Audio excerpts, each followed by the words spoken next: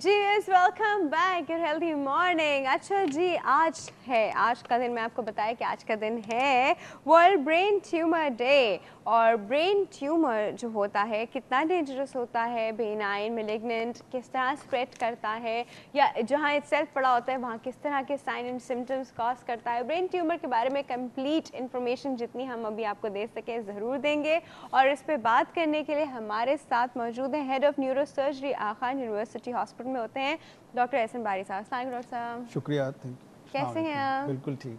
बिल्कुल ठीक ठाक। जी जी बिल्कुल। अच्छा डॉक्टर साहब, हम लोग सबसे पहले तो सब टॉपिक पे बात करते हैं। हम सबसे पहले डॉक्टर साहब से भी पूछते हैं हमारे पोल का सवाल। डॉक्टर साहब, हमारे पोल का सवाल है, इंसान की असलियत कब पता चलती है, जब उसका पेट भरा हुआ होता है या खाली? जब उसका पेट खाली होता है। खाली होता है, भरा हुआ होगा तो नहीं पता चलेगा। भरा होता है तो फिर दूसरे ख्यालात आते हैं, हवस होती है, सब कुछ होता है। खाली पेट होता है तो ही कैन डू एनीथिंग, लेकिन भरे हुए पेट के बाद जब उसका पेट भरा होता है तो फिर दूसरी किस्म की हवस बढ़ जाती है। लेकिन और पैसा जमा करूं और लग्जरी जमा करूं और ये लूं, पैसे की हवस, जिनसी हवस, बाकी चीज़ों की हवस, हर चीज़ की हवस बढ़ जाती है। और खाली पेट वाला कैसे रिएक्ट करता है? खाली पेट वाले को तो he is desperate, he has to do anything. तो खाली पेट इंसान को पता होगा, उसका पता चलता है कि he would not dabbles into bad things, कोई उसके लिए कोई गलत काम नहीं करेगा, तो उसका सही पता चलेगा कि वो वाकई उसका किरदार का सच्चा है या किरदार का गाजी है या खाली गुफ्तार का गाजी है। खाली पेट इंसान का यूं मीन टू से सही पता चलेगा कि वो एक्चुअली में अच्छा पॉजिटिव इंसान है या उसमें नेगेटिविटी बहुत है। ओके, डॉक्टर साहब का पॉइंट भी बहुत वैलिड है।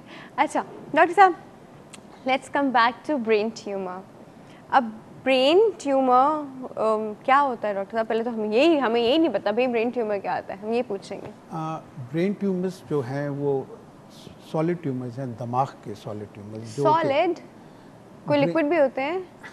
लिक्विड ट्यूमर्स दूसरे होते हैं। कोई भी जो जिसको हम रसौली कहते हैं, दिमाग की रसौली दो किस्म की होती है। दिमाग के अंदर टिश्यू जो जिसको हम ब्रेन सेल्स कहते हैं उससे जो होती है, और एक उसकी झिल्ली की होती है। झिल्ली की जो ट्यूमर्स होते हैं वो मेनिंजियोमास होते हैं, वो 20% के करीब दिमाग के जो ट्यूमर्स होते हैं वो दिमाग की झिल्लियों से बने होते हैं। नाउ दिमाग के सारे ही ट्यूमर जो हैं वो कैंसर नहीं होते, बल्कि एक अच्छी ख़बर ये है कि अगर 100 ट्यूमर दिमाग के होते हैं तो नियरली 20% ट्यूमर्स ऐसे होते हैं कि जो कि बिनाइन ट्यूमर होते हैं, जिनको एक दफ़ा निकाल दिया जाए या जिसका इलाज कर दिया जाए तो उसके बाद उनके रिज़ल्ट्स बहुत अच्छे होते हैं। ओनली 50% ट्यूमर्स जो कि उधेड़ उम्र में होते हैं वो ज़्यादा ग्लायोमास होते हैं।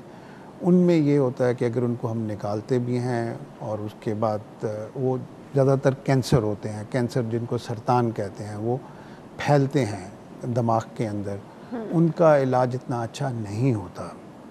लेकिन बाकी काफ़ी ट्यूमर्स हैं जिनका बड़ा अच्छा इलाज हो जाता है। 20% के करीब ट्यूमर्स जो हैं वो मैंने जैसे कि बिनाइन ट्यूमर्स हैं। फिर दिमाग के अंदर एक हदूद होता है जिसको हम पिट्यूटरी ट्यूमर कहते हैं, जो कि मास्टर ग्लैंड है।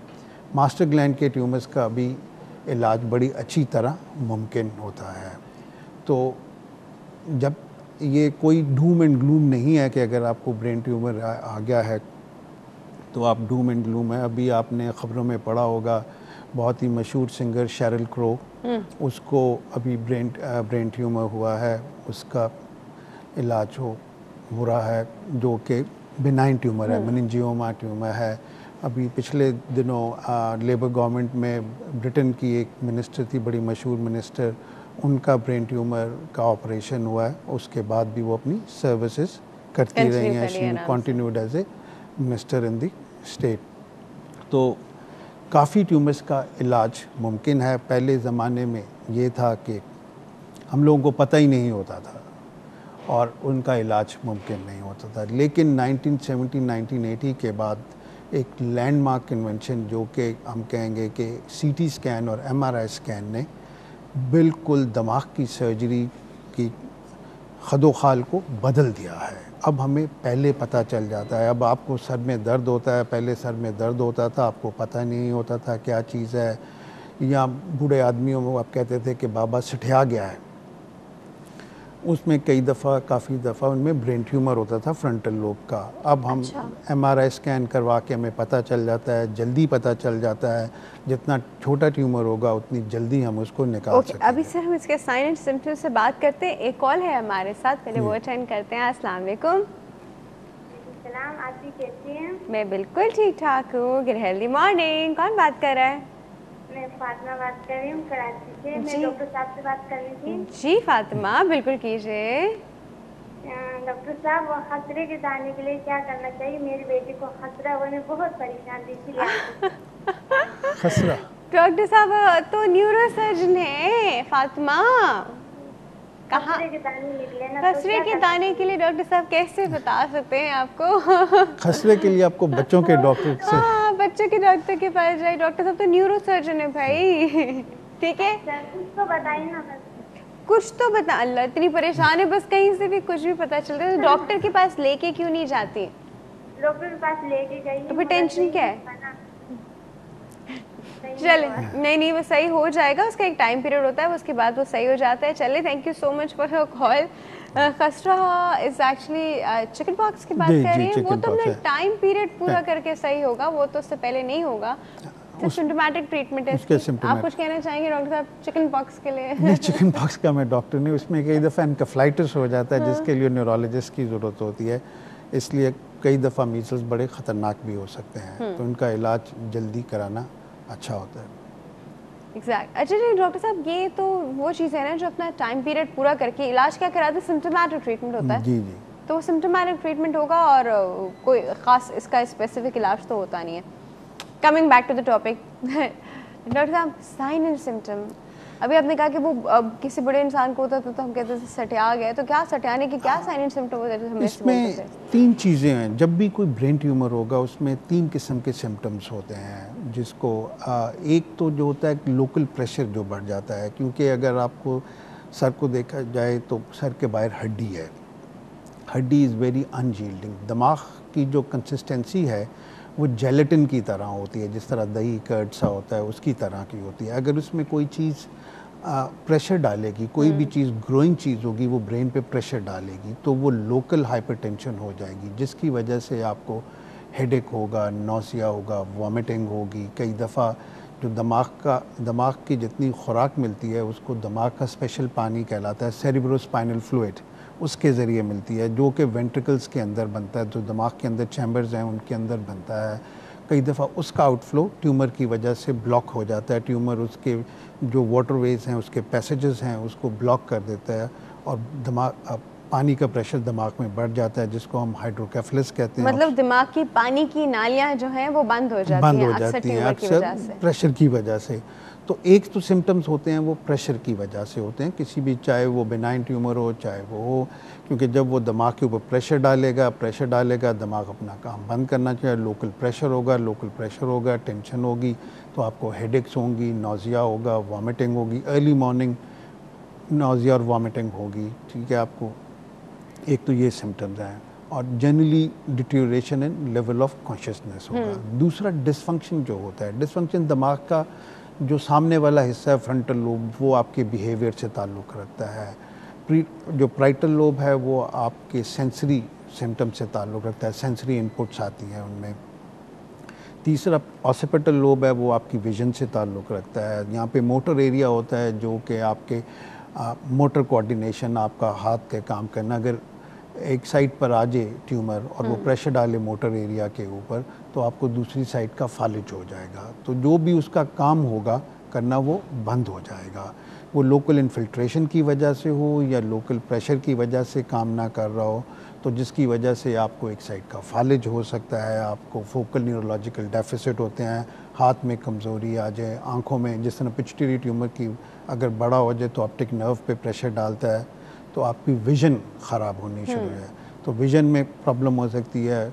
आपका बिहेवियर फ्रंटल लोब में होगा, बिहेवियर चेंजेस आनी शुरू हो जाएंगी कि आपको लगेगा जैसे कि कोई गुस्सा आना शुरू हो जाएगा, इरिटेबल हो जाएगा या बिल्कुल ही सिडेटेड हो जाएगा, बातचीत नहीं करेगा, जिसको आप कहते हैं सिठिया जाना। फ्रंटल बेजल फ्रंटल ट्यूमर्स जो होते हैं वो इस किस्म की पिक्चर प्रेजेंट करते हैं, तो जनरली लोग उनको साइकाइट्रिस्ट के पास पहले भेज देते थे। अब जो भी साइकाइट्रिस्ट है इस उम्र के पेशेंट को, वो कहता है पहले MRI करा के कोई ऑर्गेनिक डिजीज़ को आप रूल आउट करो और फिर ही आप हमारे पास आएगा। तो ये सारे, और तीसरा जो है वो है इरिटेशन। जब भी न्यूरॉन की इरिटेशन होती है, ग्रे मैटर की इरिटेशन होती है, सरफेस पे इरिटेशन होती है, तो आपको सीजर्स होते हैं, ओके। झटके पड़ते हैं।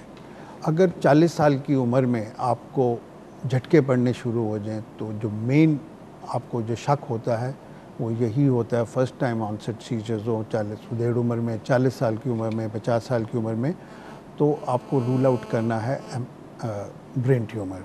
ठीक है। परसिस्टेंट हेडेक, न्यूरोलॉजिकल डेफिसिट, अगर आपको आहिस्ता आहिस्ता आपको गुनूदगी होती जा रही है, आपका बिहेवियर चेंज हो गया है किसी भी वजह से, इनमें आपको शक रहता है कि ये।